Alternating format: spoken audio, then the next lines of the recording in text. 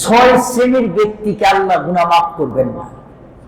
এক নাম্বার মুশরিকিন, যারা আল্লাহর সাথে শিরক করবে। কি করবে? শিরক। দুই নাম্বার যারা নাকি মুশাহিন, হিংসা করবে, হিংসুক মানুষ, তাদেরকে আল্লাহ মাফ করবে না। আমাদের বাংলাদেশে তো কোনো হিংসা নাই, কথা বল না কেন? রাজনৈতিক হিংসা, ধর্মীয় হিংসা, পীরে পীরে হিংসা, হুজুরে হুজুরে হিংসা, প্রতিবেশীর হিংসা, ভাইয়ের সাথে ভাইয়ের হিংসা, এক ব্যবসায়ীর সাথে আরেক ব্যবসায়ীর হিংসা, এমনকি মাথার টুপি একজনে পাস করলে দিলে আরেকজন গোল টুপি দিলে তাতে হিংসা, তাবলীগের সাথে আবার আরেকজন তার হিংসা, সবার সাথে সবার হিংসা। নবী বলেছেন ইয়াকুমুল হাসাদ, হিংসা থেকে বেঁচে থাকো। ফাইনাল হাসাদা ইয়াকুল হাসানাত কামা তাকুলুন নারুল হাতাব আও কামা ক্বালা আলাইহিস সালাতু ওয়াস সালাম। নবী বলেছেন হিংসা এমন একটি ভাইরাস, এমন একটি অগ্নি আগুন, যেমন কাঠ আগুন দিলে কাঠ কয়লা হয়ে পুড়ে ছারখার হয়ে যায়। দুনিয়ার যত হজ, যত উমরা, যত সদকা, যত নেকি, যত ওয়াজ, যত নসিহত, জিকির ফিকির, যত রোজা নামাজ, এই সব কিছু জ্বালিয়ে পুরো ভস্ম করে দিবে হিংসার কারণে। তাহলে হিংসুকের আমল as a result zero. As a result কি? আল্লাহ আমাদের মন থেকে হিংসাকে দূর করে দিই। কন্যা আমিন। নবী বলেছেন তিন নাম্বার, যারা আত্মীয় স্বজনের নিকট আত্মীয়, রক্তের আত্মীয় সম্পর্ক যারা ছিন্ন করবে, আল্লাহ তাদের গুনাহ মাফ করবেন আজকের এই রাত্রিতে। নাউযুবিল্লাহ মিন যালিক।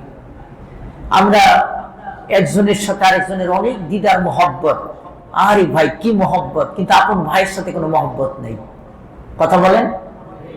আমরা এক দলের সাথে আরেক দলের কি ভালোবাসা, কিন্তু নিজের ভাই বোন, ভাইনা, ভাতিজা কারোর সাথে কোনো সম্পর্ক নাই।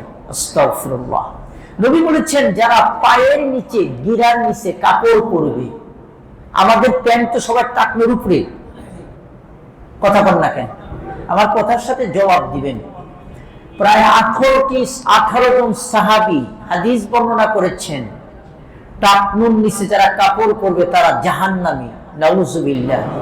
প্যান্ট পরা হারাম নয়, কিন্তু টাকনুর নিচে পায়জামা, লুঙ্গি, পিরহাম যাই পরেন, প্যান্ট যাই পরেন, জুব্বা, আবা, কুবা, টাকনুর নিচে কাপড় পরা হারাম, হারাম, হারাম।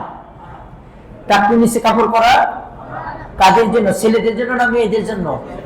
এখন উল্টা হয়ে গেছে, ছেলেরাদের কাপড় হয়েছে টাকনুর নিচে, আর মেয়েদের কাপড় হয়েছে টাকনু থেকে উপর হাঁটুর উপরে। আস্তাগফিরুল্লাহ। কথা কন? এদের গুনাহ আল্লাহ হাজার শবে বরাত পাবে, কদর পাবে, মাহে রমজান পাবে, তাদের গুনাহ কোনোদিন আল্লাহ মাফ করিবেন না।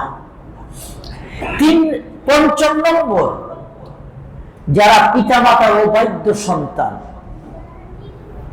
কার অবাধ্য? পিতা মাতার অবাধ্য সন্তান, তাদের গুনাহ আল্লাহ জীবনও মাফ করবে না।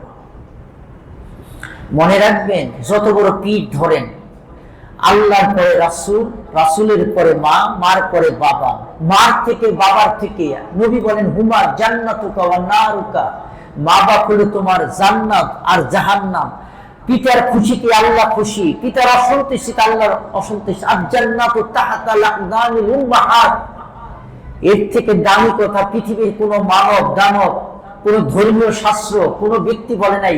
মার পায়ের তলে জান্নাত। সুবহানাল্লাহ।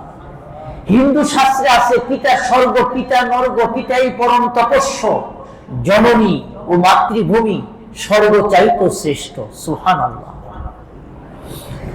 তাহলে মা বাপের অবাধ্য সন্তান, তার জান্নাত নাই, তার জন্য আজকে ক্ষমা নেই। ষষ্ঠ নম্বর, যারা মাদকে নেশায় পড়ে আছে, নানান জাতীয় মাদক থাকতে পারে, এই মাদকের নেশায় যারা পড়বে তাদের গুনাহ আল্লাহ কোনোদিন শবে বরাত, কদরে কোনোদিন মাফ করবেন। আল্লাহ এই 6 শ্রেণী মানুষ থেকে আমাদেরকে আল্লাহ হেফাজত করুন।